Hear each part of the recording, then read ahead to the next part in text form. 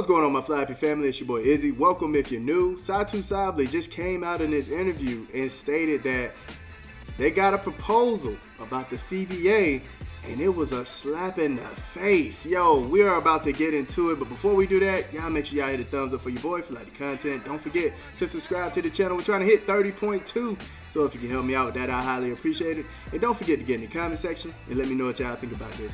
Let's get it. I think we can focus on our players in the union. We got a proposal from the league, which was honestly a slap in the face, and I think we really have to put an emphasis on the players that are in our league right now. But I love to see the league growing. I think, you know, adding these teams in Philly and Detroit, like, that's how amazing is that the league can grow. But how cool would it also be to have like a little bit expansion on the rosters? Like, let's focus on the teams that have everything set up right now, and maybe focus on the teams also that find excuses continuously to lack investment into their players before we focus on adding more to the grain of people that can't really be sustained. Oh my goodness, y'all. I mean, she said adding more to the people that can't really be sustained. So she don't even believe. Oh my goodness. She don't even believe they could be sustained actually adding all these teams. Oh man. Now I could be taking that out of context. But focusing on what she stated for real is the slap in the face. Oh man. I wonder what that proposal was.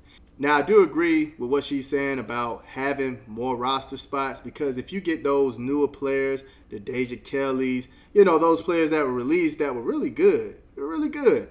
You get those players and get them on a team, you see the new eyes are on those new players, right? They know the new social media. They know all that other stuff. They have these big followings or these other followings on platforms that majority of these veterans don't even know about, right? Majority of them don't even interact with those platforms, but you have these new players who do, right? So you have those players go into the league. You have all those new eyes. It's just going to grow and grow and grow. And that's what helps the NBA grow, right? You have these new players that people are fond of, who they love to watch, they became fans of, they can see themselves in them. You have those players making it to the league, and then that fan base actually follows them. And now they're seeing other players, other coaches, teams. They're starting to learn everybody. So, yeah, man, I really agree with increasing the roster spots.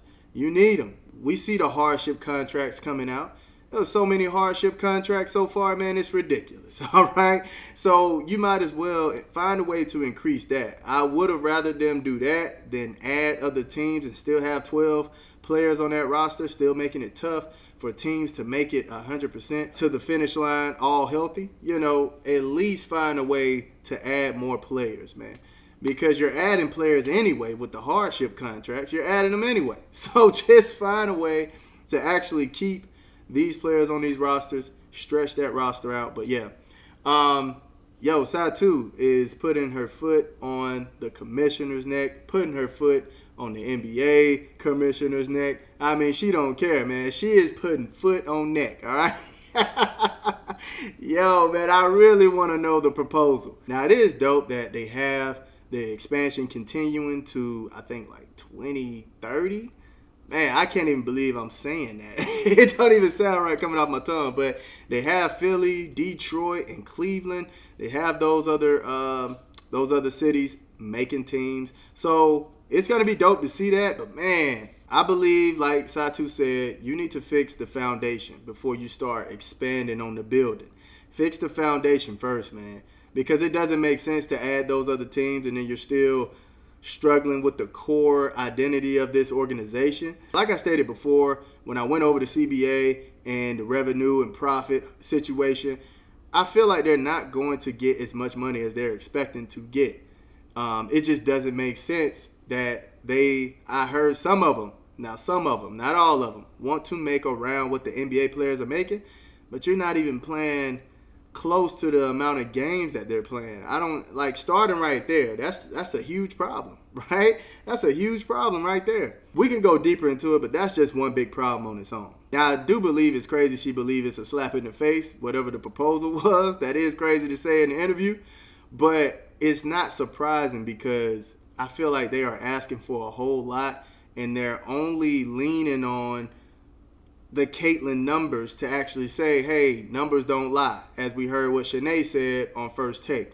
Yeah, the numbers don't lie, and if you're looking at the numbers, it's only one player that's really taking things to another stratosphere, man. You know what I'm saying? So that's not necessarily to crap on them. I'm just saying, you know, if you want to pay attention to the numbers, you have to really be real with yourself, man, and see the difference between what Caitlyn is doing and the rest of the league is doing, you know?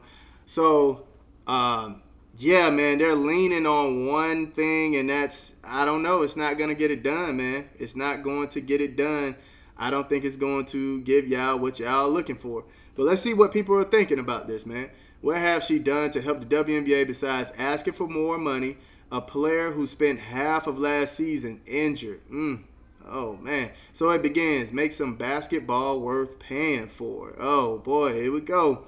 Which means it was probably right on point. They funny. They funny. These players are delusional, trying to live off Caitlin Clark's vibes while they disrespect her. Now, Satou never really disrespect Caitlin Clark. She never disrespected her.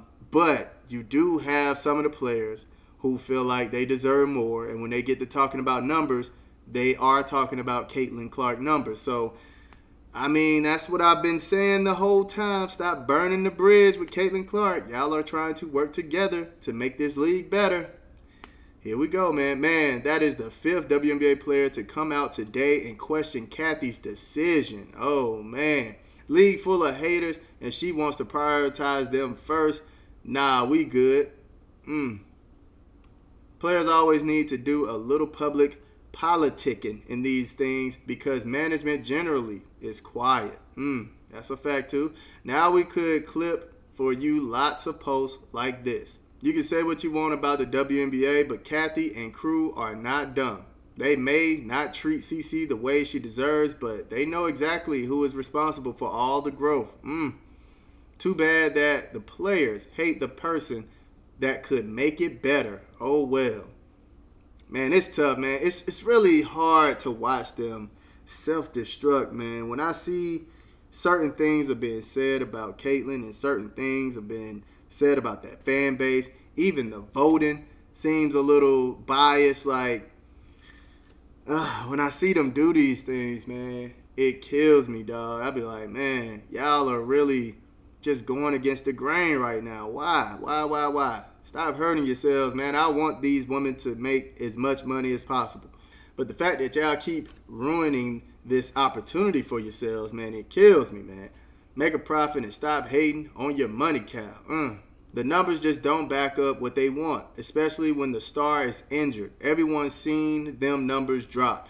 And that's another thing, too. You know, Caitlyn being out, sitting out, it doesn't necessarily make it look good when those numbers start showing up. Man, this is getting sticky, man, really fast. Hey, y'all let me know how y'all feel about Satou Sabally saying on the presser the offer was a slap in the face. Oh, my goodness. Let me know in the comment section. I love y'all. Y'all keep it smooth.